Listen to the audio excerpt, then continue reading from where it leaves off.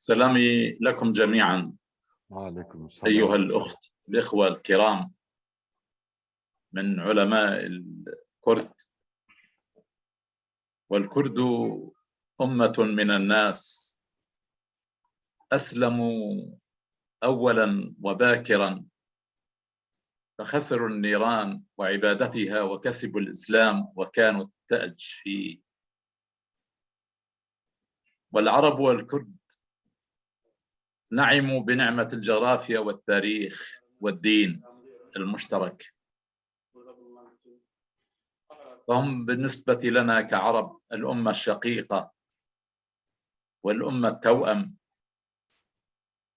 وهم أونس قومية مسلمة وأقربها إلى العرب وصحيح الدين، لأنهم مسكونون بحب الجهاد والاستشهاد والإرفاد والإمداد.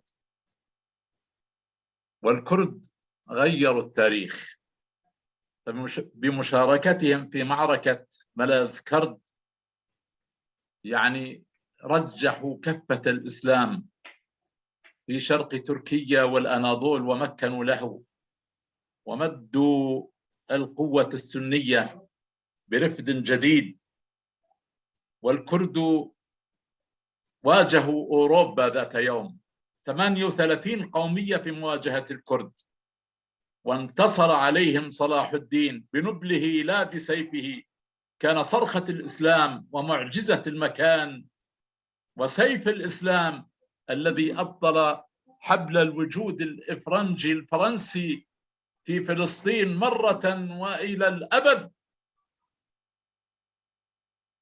كنا وأنا أردني من أصل فلسطيني لاجئ، كنا شيعة من الفاطميين الذين سلموا القدس، فجاء الكرد فغيروا الديموغرافيا وغيروا المذهب.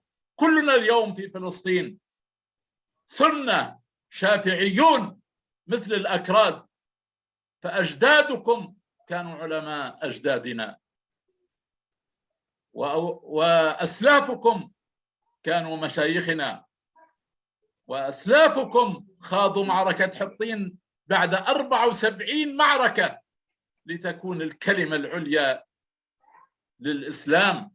ثالث أعظم فاتح في تاريخ الإسلام كان صلاح الدين الكردي الأيوبي، الذي زرع المدرسة الشافعية بجوار المسجد الأقصى التي كانت عش السادة الشافعية ل8 قرون. كل الثقافة والتعليم والتربية كان كرديا شافعيا من منطقة هكاري في شرق الأراضون. ربما لا زال أبناؤكم يملؤون الخليل وهي أكبر مدينة فلسطينية. التحالف أو الحلف الكردي 22 عشيرة، ثلث أهل المدينة. ليس هنالك مدينة عائلة في الخليل إلا وفيها رجل أو امرأة أو نسب كردي. وكذا في نابلس كان فيها حسام الدين لاشين ابن أخت صلاح الدين وهو الذي حررها. وكذلك في صفد، يقول أوليا جلبي المؤرخ والرحالة التركي: عندما زرت صفد سنة 1671 ميلادية وجدت جل أهلها من الكرد. وكذلك في اللد وفي طيرة حيفا وفي جل مناطق فلسطين. يكفي أن أكبر عشيرة في فلسطين اليوم آل أبي الهيجة، وهم أحفاد وأبناء أحمد الحسن أبي الهيجاء الذي افتداه صلاح الدين ب50,000 دينار ذهب من الصليبيين في عكا. الكرد الحقيقة يعني لهم فضل على الديار المقدسة وفضل كبير منذ قرون وإلى اليوم. ألم تسمعوا بمجاهدات وصرخات كامل الكرد في حي الشيخ جراح؟ ألم تسمعوا للشابين منى الكردي ومحمد الكردي اللذين فضحا المسور 49 عام وأهل الشيخ جراح يعني في منازلة مع هذا الاستيطان الغليظ المغلظ، ونقل قضيتهم إلى كل الأوساط.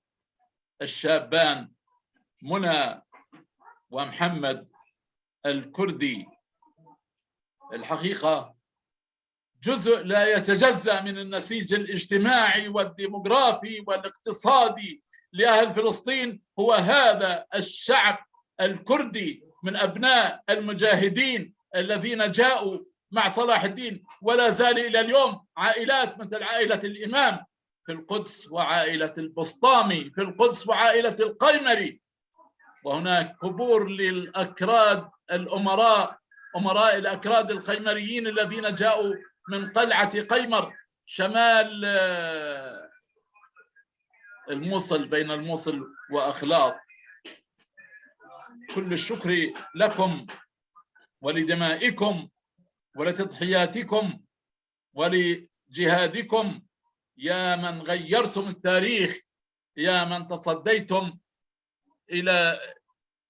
تصديتم لهذه الأفواج والأمواج التي كانت من البحر الأبيض المتوسط تتدفق باتجاه بيت المقدس، فجاء الكرد ليحملوا مسلمي وسط آسيا ولكي ينظموهم في حشد ورباط عبر الديار الأردنية، ولا زالت عشائر بكاملها يعيش أبناؤها في هذه الديار إلى اليوم. إن لكم يعني موقف مرتقب ومنظور أيها الكرد، ننتظركم، نهتف في مسامعكم ونقول أنه كان لكم صولة وجولة في بيت المقدس ذات يوم، وهو الآن في مرحلة ما بعد الخطر، يريدون إقامة دولة يهودية خالصة لعاصمة يهودية صرفة، فلتكن لكم صرخة. نعم،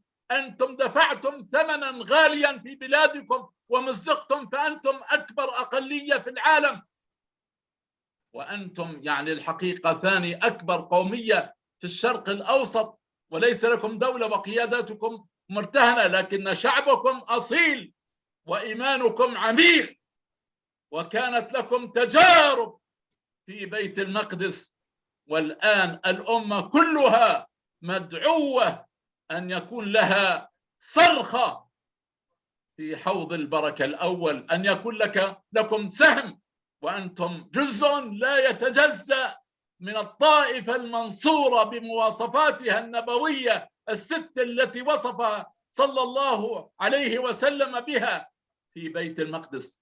15 عشيرة من أهل القدس من أصول كردية، عمائركم، مبانيكم، زواياكم، تكاياكم لا زالت في بيت المقدس. أيها الإخوة، لن تنجح أبدا محاولات عزل الكرد عن العرب، كما لم تنجح محاولات عزل الترك عن العرب. الكرد والترك قبضة الإسلام في وجه هذا العدوان النازل على المسجد الأقصى. نفتقدكم، نريد أنفاسا صلاحية أيوبية كردية شافعية كان لها ذات يوم الدور الأكبر. ما أروع بطولاتك يا صلاح الدين، سلام عليك في حطين وفي كل المعارك التي خضتها حتى حققت الفتح الصلاحي في مثل هذا الشهر في 12/1187 يوم الجمعة ويوم الأربعاء في 7، يوم الخميس في 17 جاءت نساء الكرد بنات الأمراء زوجات القادة يحملن جرار الورد من آمن ديار بكر